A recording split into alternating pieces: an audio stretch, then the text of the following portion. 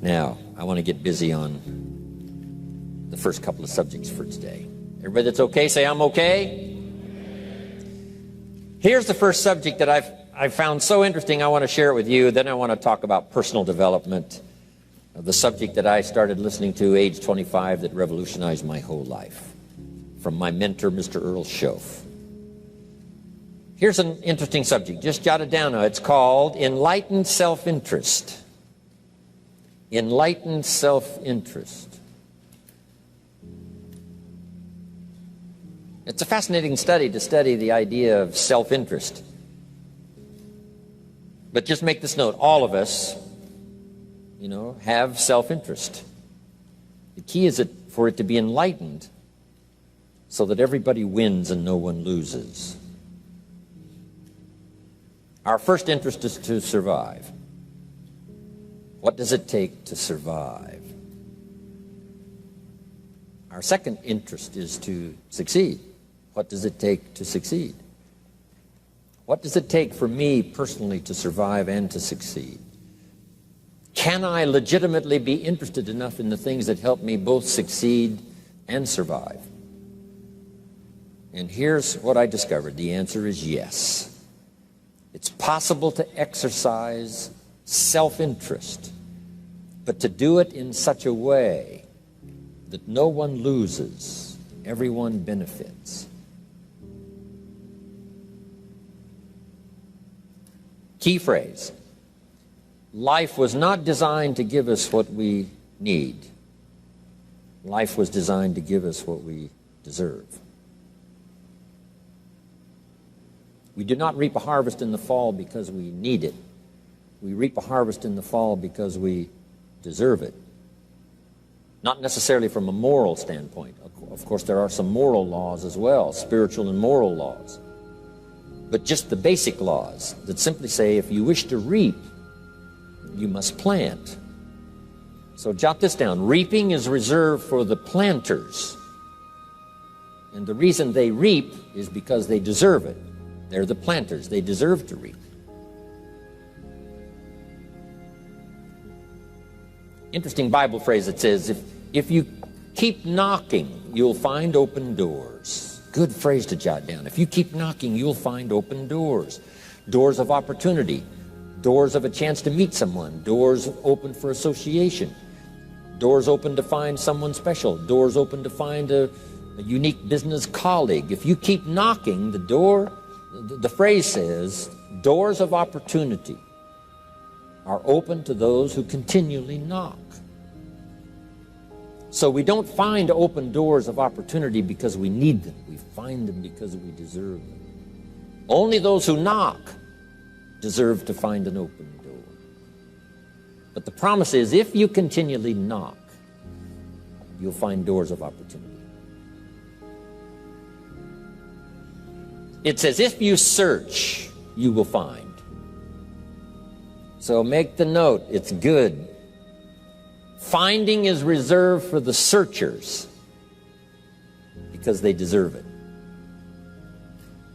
Now, at first they may have needed it, but they now know that just needing it is not sufficient. But if they need it, now they must qualify for it. The reason why you're going to be blessed with good ideas this weekend is because you've come searching. You've gotten on an airplane to come searching. Got in your automobile to come searching. You got here searching. Now you're ready to receive.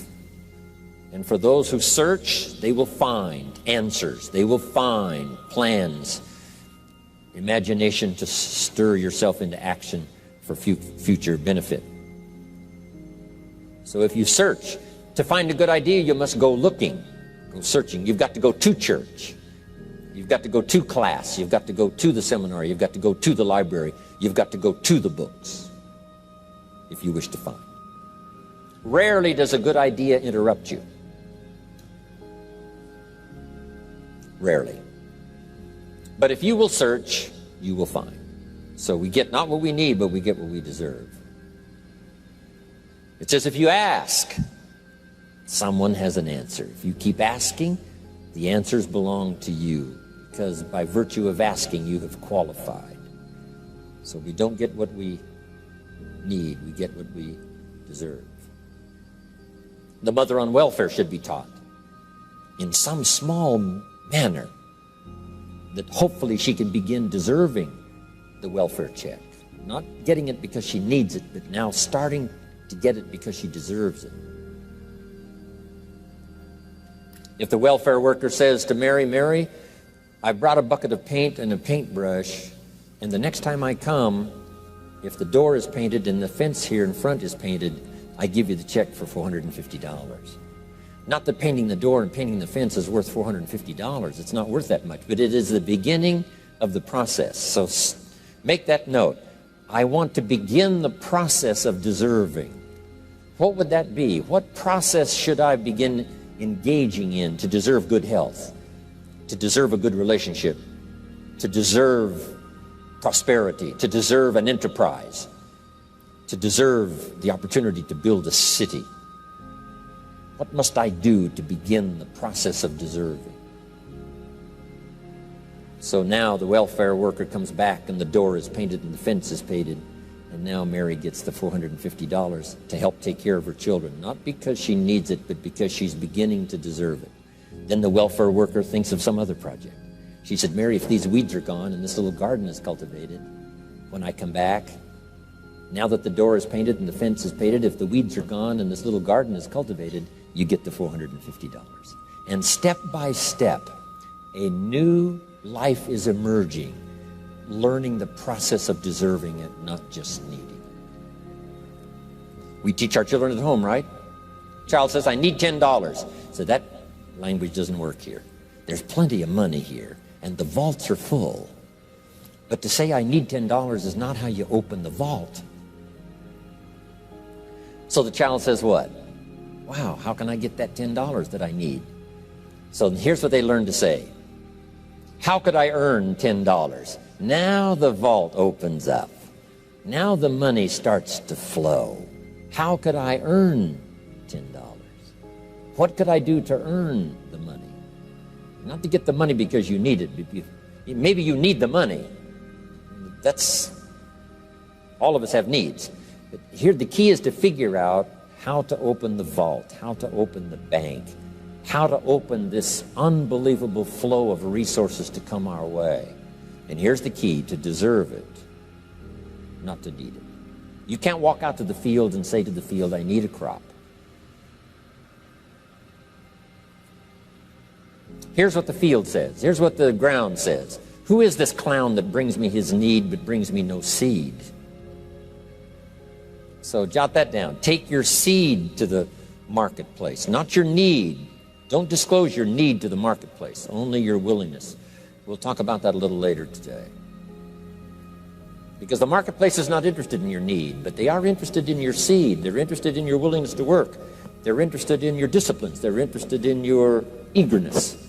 They're interested in your vitality and your work ethic. That's what the marketplace is interested in. Not your need, but your seed. Okay. We get what we deserve. Old Testament God says, if you'll move toward me, I'll move toward you.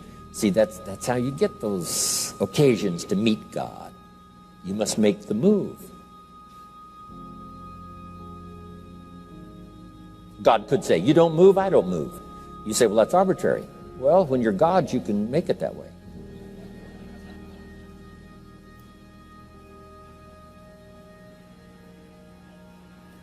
So, the law says if you wish to receive, now let's talk about enlightened self-interest. If you wish to receive, and we would call the wish to receive self-interest. But if it's enlightened self-interest, here's what it says. I understand that in order to receive, I must give. Receiving is reserved for those who give. Receiving is not reserved for those who need it. It's reserved for those who deserve it. We deserve the receiving by giving. In fact, there's an extraordinary phrase in this little context, and here's what it says. It's better to give than it is to receive. Now, the uneducated person would find that difficult to ponder.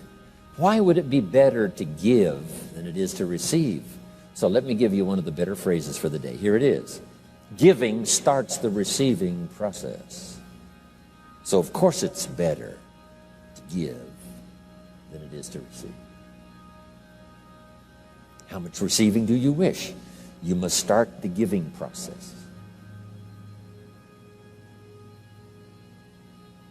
For me to receive my additional fortunes for the future, not necessarily for the money, because I don't need the money. I take the money, but I don't need the money. But here's what I do need: for someone to say a year from now, 5 years from now, Mr. Rohn, that seminar helped to change my life. And for whatever reason, I was brought here to this place for this time. And later someone says that. See, to receive that kind of thanks, it's unbelievable. Here's what you cannot buy: that kind of thanks. You can't buy it with money. You have to earn it.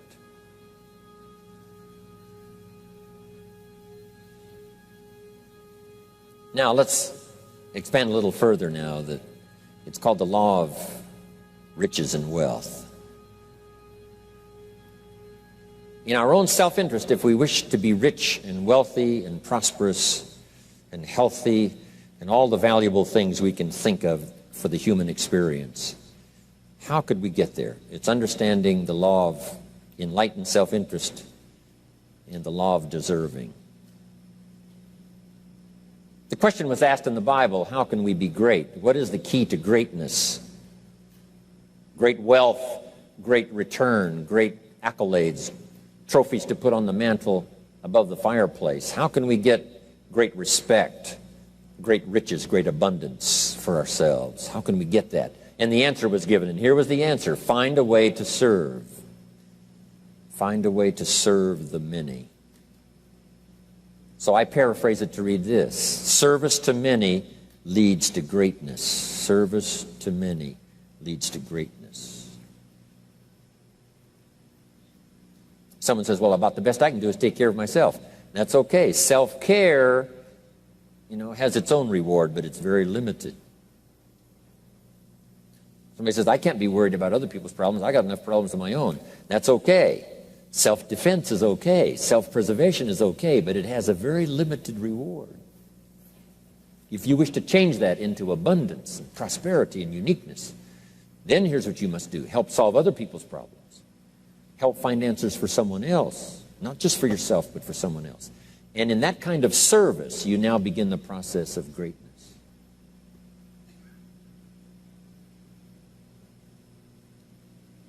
Someone asked the question, how can I be ruler over many? How could I manage a lot of people? How could I be the leader of a vast movement or enterprise? Here was the answer. Nothing wrong with that wish. We call that self-interest of the highest kind. Wishing to be the manager, the ruler, wishing to be presiding over many people. Here was the answer: be faithful when the amounts are small. Be faithful when there's just a few. Be disciplined when there's only a few. That starts to entitle you to someday be ruler over many. You say, well, if I had a big organization, I'd really run it with a strong hand and I'd be a fabulous leader. But I've only got a few and I don't know where they are. See, that's not going to work. If you wish to preside over riches, you must start when the amounts are small. Someone says, oh, if I had a fortune, I'd really take good care of it, but I've only got a paycheck, I don't know where it goes. See, not knowing where it goes disqualifies you now for presiding over the fortune. We've all heard that, right? I don't know where it all goes. Did you ever hear that expression? Oh, we'd love to have you run the company. You don't know where it all goes. Somebody says, it just gets away from me. Oh, we'd love to have you run the world, right? It just gets away from you. Somebody says, it's only pennies and it's only a few. Here's where you begin to qualify for abundance and riches and greatness and respect, is to be disciplined when the amounts are small. Someone finds it unique, right, that this many people would come and hear what I've got to say for a whole weekend, but this is not where I started. I started with just a few, but I was so on fire with the few, trying to translate for them in my awkward ways back then what had happened to me. My life got changed, my income got changed, my health got changed, everything got changed for the better. And now I've lived the most extraordinary life. But it started with my passion for just a few, to translate for just the few. Someone says, well, there's just a few here. You know, does this meeting matter when there's only a few? And the answer is yes. Jot this down. You never know who's in the audience, whether it's a few or 1,000 or whatever. But you got to be faithful when there's just a few. Tell your story when there's just a few. Be just as passionate about ideas that can change someone's life when there's just a few. Now you begin. You're not fully qualified, but you begin the qualification to someday speak to many. Someday preside over a vast crowd. Someday be the manager or the leader of millions. It starts in those early days. To deserve it,